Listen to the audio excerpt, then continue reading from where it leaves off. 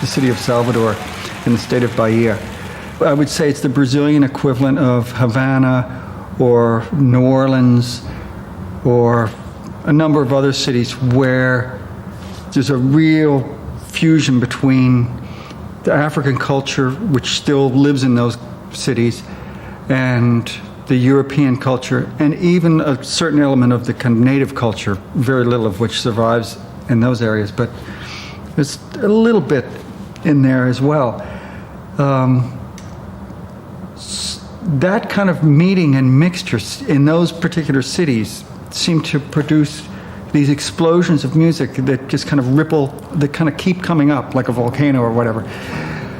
So that every generation there seems to be another group of musicians coming out of those cities that recombine those elements in a new way. Existirmos, a que será que se destina? Pois quando tu me deste a rosa pequenina, vi que és homem lindo e que se acaso assina do menino infeliz não se nos ilumina, tampouco turva-se a lágrima nordestina. Apenas a matéria-vida era tão fina e éramos olharmos-nos intacta retina, a cajuína cristalina em Teresina.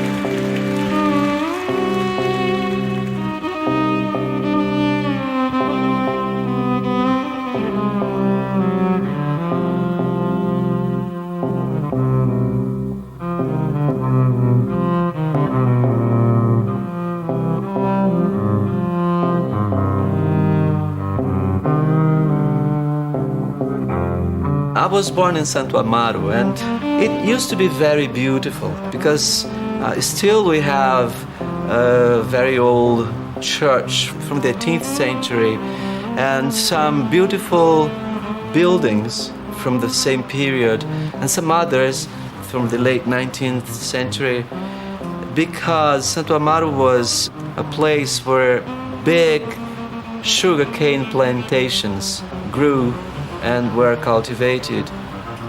Lots of black slaves were brought to that area to work the plantations, and the Catholic tradition of building luxurious churches was also there.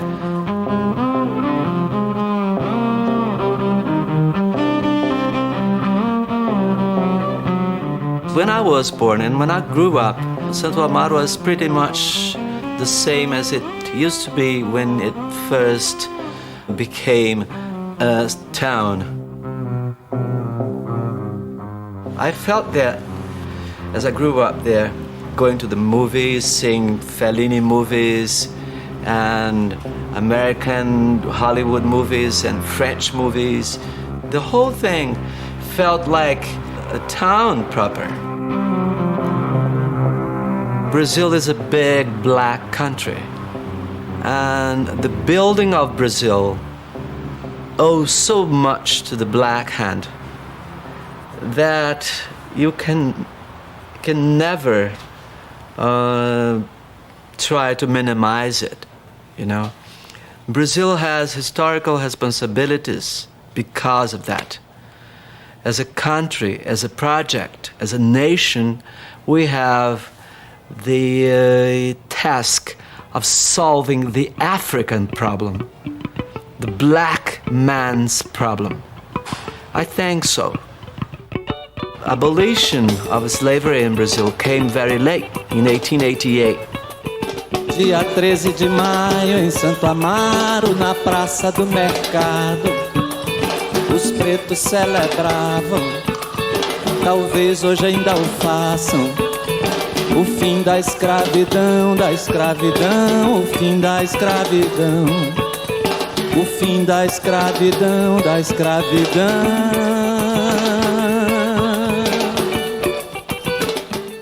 I am a mulatto. My father was an obvious mulatto.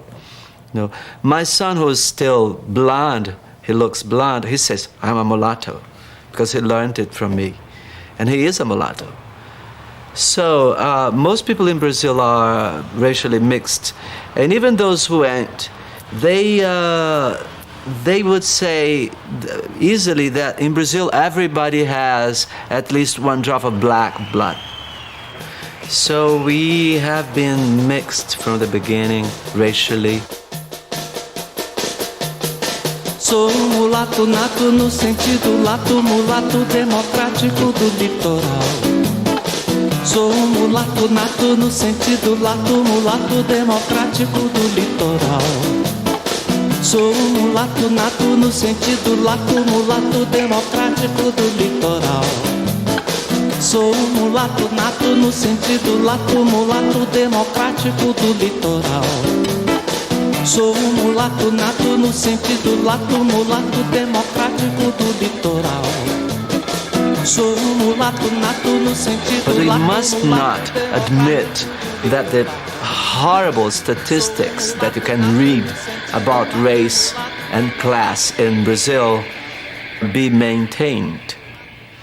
And as for Haiti, I saw this violent scene in the streets of Salvador in Pelourinho, you know, with black policemen beating black people, small thieves, and you know, and people who just didn't behave, and not black people, white people, and mulattoes, and different peoples of all different colors being beaten and maltreated, and the whole mess seemed to me so hopeless, you know, that I felt really pessimistic. Sometimes I think we must be pessimistic about Brazil because, you know, it has never been balanced socially, and we just want to sometimes to give up. And that was one of those occasions. As I saw that scene, then I wrote this song that compared Brazil to Haiti, and saying that Haiti is here, playing with these things and describing what happened there.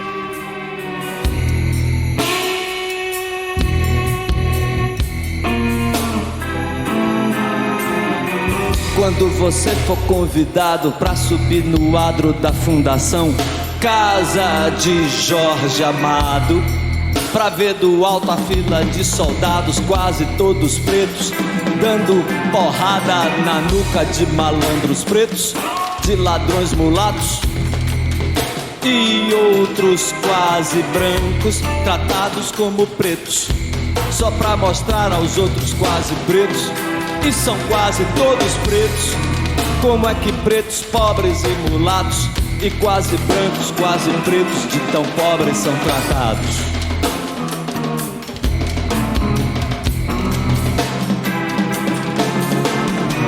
E não importa se olhos do mundo inteiro possam estar por um momento voltados para o largo, onde os escravos eram castigados.